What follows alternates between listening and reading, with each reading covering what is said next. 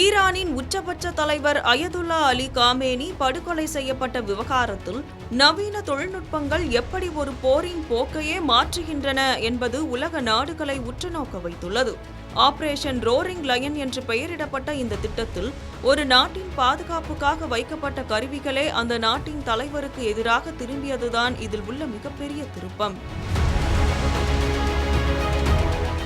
கடந்த 10 ஆண்டுகளுக்கும் மேலாக ஈரானின் தலைநகர் டெஹ்ரான் நகரின் முக்கிய சாலைகளில் உள்ள போக்குவரத்து கண்காணிப்பு கேமராக்களை இஸ்ரேலின் உளவு அமைப்பான மொசாட் ரகசியமாக தனது கட்டுப்பாட்டிற்குள் கொண்டு வந்திருந்தது.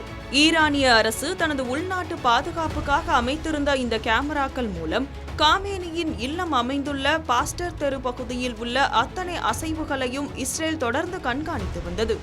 காமேனியின் பாதுகாவலர்கள் யார், அவர்கள் எந்தெந்த வழிகளில் பயணிக்கிறார்கள் மற்றும் அவர்களின் வாகனங்கள் எங்கே நிறுத்தப்படுகின்றன என்பது போன்ற தகவல்களை வைத்து அவர்களின் அன்றாட வாழ்க்கை முறையை ஒரு வரைபடமாக இஸ்ரேலிய உளவுத்துறை உருவாக்கியது.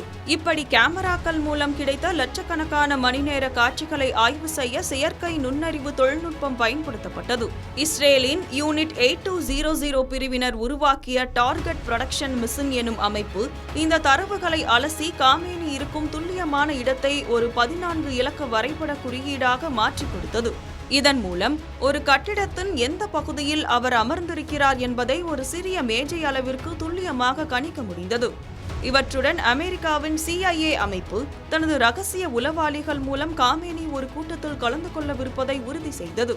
தாக்குதலுக்கு முன்னதாக பாஸ்டர் தெருவை சுற்றியுள்ள சுமார் 12 செல்போன் கோபுரங்களை இஸ்ரேலிய மற்றும் அமெரிக்க படைகள் முடக்கின. இதனால் காமேனியின் பாதுகாப்பு படையினர் எந்த தகவலையும் பரிமாற முடியாமல் போனது. இதனைத் தொடர்ந்து அமெரிக்க அதிபர் டொனால்டு டிரம்ப் இந்த தாக்குதலுக்கு ஆபரேஷன் எபிக் ஃபியூரி என்ற பெயரில் ஒப்புதல் வழங்கினார். சுமார் 1000 கிலோமீட்டர் தூரத்திலிருந்தே இலக்கை தாக்கக்கூடிய ஸ்பாரோ ரக ஏவுகணைகளை ஏந்திய இஸ்ரேலிய போர் விமானங்கள் தாக்குதலை தொடங்கின. வெறும் 60 வினாடிகளுக்குள் பாய்ந்த 30க்கும் மேற்பட்ட ஏவுகணைகள் காமேனி தங்கியிருந்த வளாகத்தை முழுமையாக அழித்தன.